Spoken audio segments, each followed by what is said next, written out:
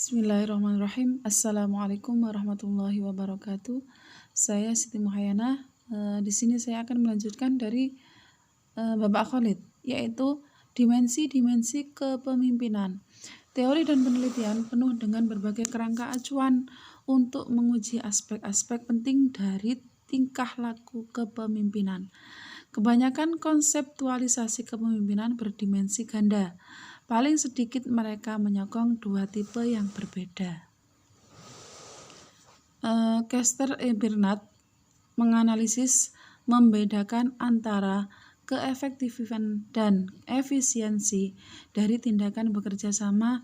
Ia mengemukakan bahwa keuletan bekerja sama bergantung pada dua kondisi. Yang pertama, keefektifannya dan efisiensinya.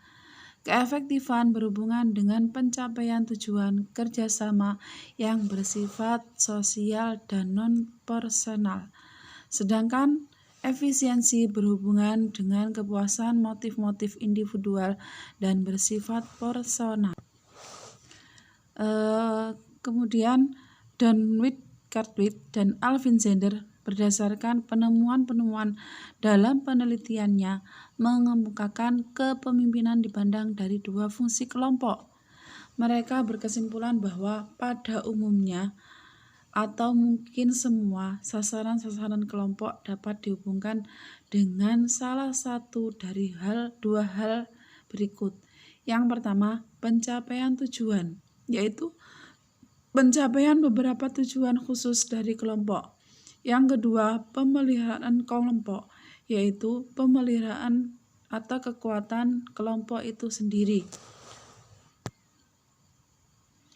Dengan cara yang sama, Etizzoni yang memperluas pendapat Talcott-Pearson berteori bahwa tiap kolektivitas harus memenuhi dua kebutuhan pokok, yaitu kebutuhan-kebutuhan instrumental, mobilisasi sumber-sumber untuk mencapai tugas, dan kebutuhan-kebutuhan ekspresif, integrasi sosial dan normatif dari anggota-anggota kelompok. Salah satu rancangan kepemimpinan yang lebih komprehensif dikemukakan oleh Ralph M. Stockdale dan kawan-kawannya yang mengemukakan 12 dimensi kepemimpinan yang dijabarkan dari komponen orientasi sistem dan orientasi person. Teoretisi dan para peneliti lain menggunakan label atau etikat yang berbeda-beda untuk menyatakan aspek-aspek tingkah laku kepemimpinan yang serupa. Getzel dan Guba menggunakan istilah nomotetik dan ideografik. Bales menggunakan istilah tugas atau teks. Dan pemimpin sosial Katz, Macoby, dan Maltz menggunakan label orientasi pegawai dan orientasi produksi. Dan Helpin menggunakan etikat pemberitahuan struktur dan konsiderasi atau perhatian.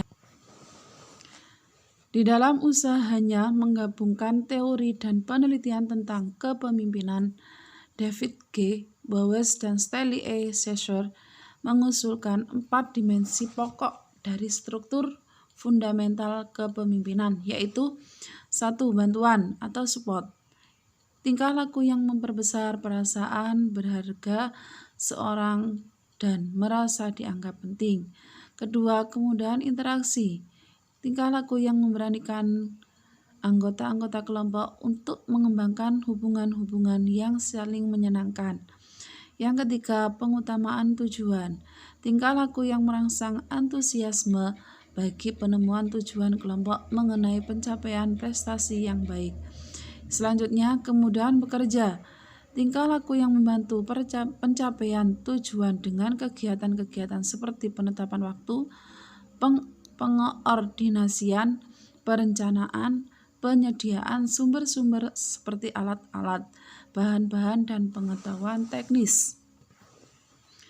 Jika keempat dimensi itu diperas menjadi 2, maka dimensi-dimensi yang sama seperti dikemukakan oleh Cartwright dan Zander dan yang dikemukakan oleh Etizzoni muncul kembali. di mana dimensi bantuan dan kemudahan interaksi diringkas menjadi fungsi-fungsi pemeliharaan kelompok atau kegiatan-kegiatan ekspresif.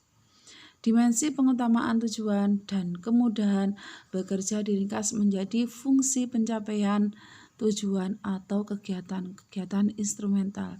Sekian dari saya. Wassalamualaikum warahmatullahi wabarakatuh.